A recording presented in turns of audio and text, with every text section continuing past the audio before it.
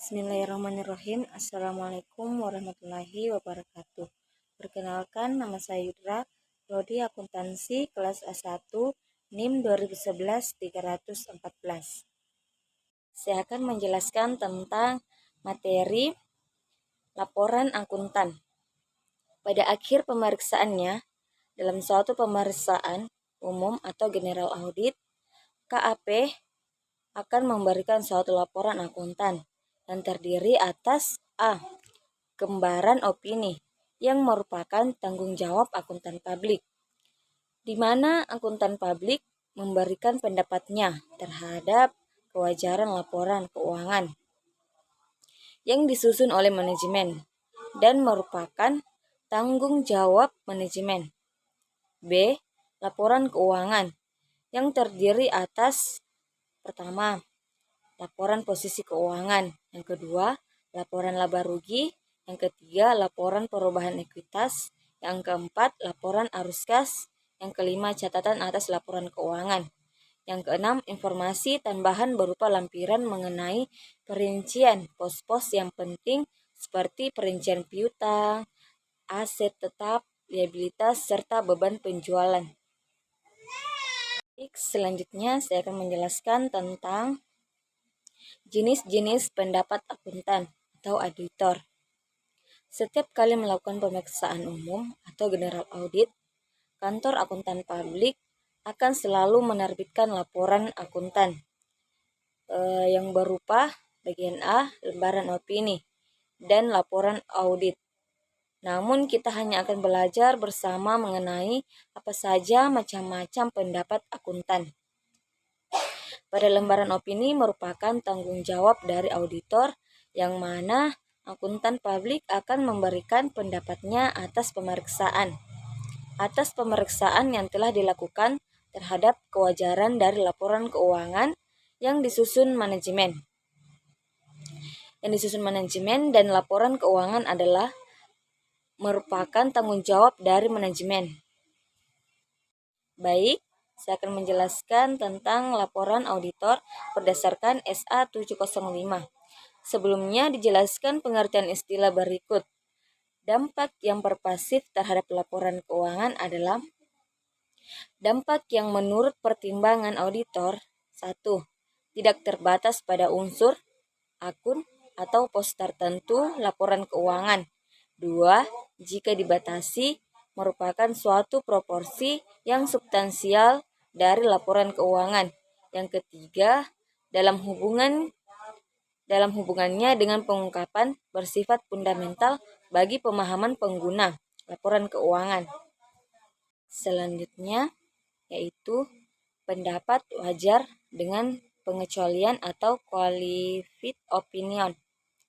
Jenis pendapatan akuntan ini adalah menyatakan bahwa laporan keuangan telah disajikan secara wajar dalam semua hal yang material: posisi keuangan, hasil usaha, perubahan ekuitas, dan juga arus kas, sesuai dengan prinsip akuntansi yang berlaku umum di negara Indonesia, kecuali untuk dampak hal yang berhubungan dengan yang dikecualikan. Kapan seorang akuntan menerbitkan pendapat wajar dengan pengecualian?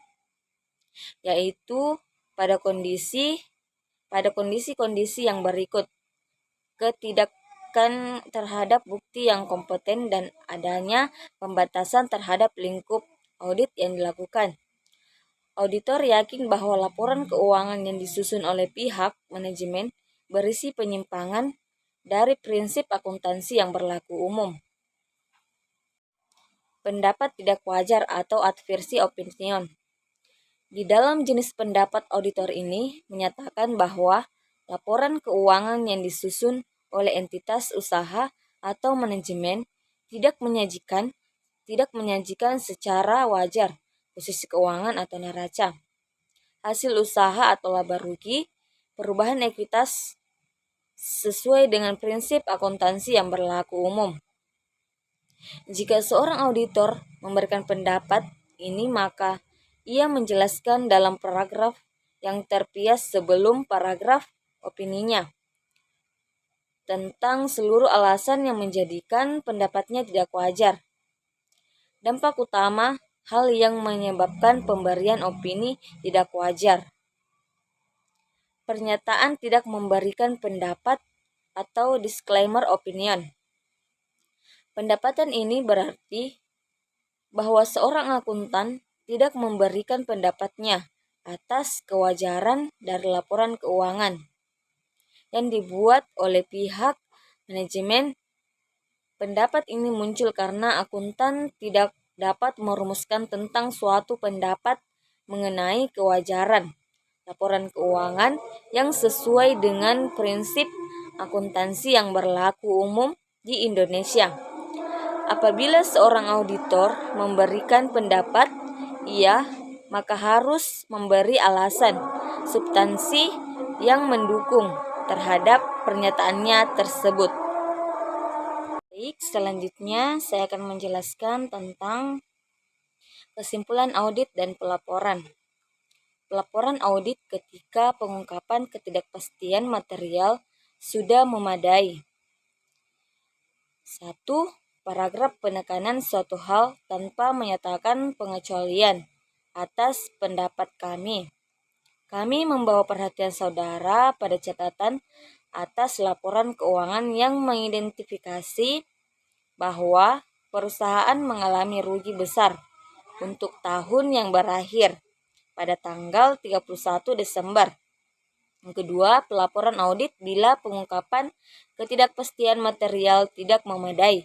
Berikut ini disajikan suatu ilustrasi tentang paragraf relevan. Bila suatu opini wajar dengan pengecualian dinyatakan A. Basis untuk opini wajar dengan pengecualian. B. Basis untuk opini tidak wajar. Yang terakhir yang saya akan jelaskan yaitu pertimbangan auditor atas kemampuan entitas dalam mempertahankan kelangsungan hidupnya. Dalam PSA nomor 30 antara lain dinyatakan 1. Auditor bertanggung jawab untuk mengevaluasi apakah terdapat kesangsian besar terhadap kemampuan entitas dalam mempertahankan kelangsungan hidup dalam periode waktu pantas, tidak lebih dari 1 tahun sejak tanggal laporan keuangan yang sedang diaudit. Yang kedua, auditor tidak bertanggung jawab untuk memprediksi kondisi atau peristiwa yang akan datang. Yang ketiga, auditor tidak perlu merancang prosedur audit dengan tujuan tunggal untuk mengidentifikasi kondisi dan peristiwa yang jika dipertimbangkan secara keseluruhan menunjukkan bahwa terdapat kesangsian besar mengenai kemampuan entitas dalam mempertahankan kelangsungan hidupnya dalam jangka waktu yang pantas. Baik, itulah penjelasan dari saya. Kurang lebihnya mohon dimaafkan. Billahi fisabilil haq, wastabiqul khairat. Wassalamualaikum warahmatullahi wabarakatuh.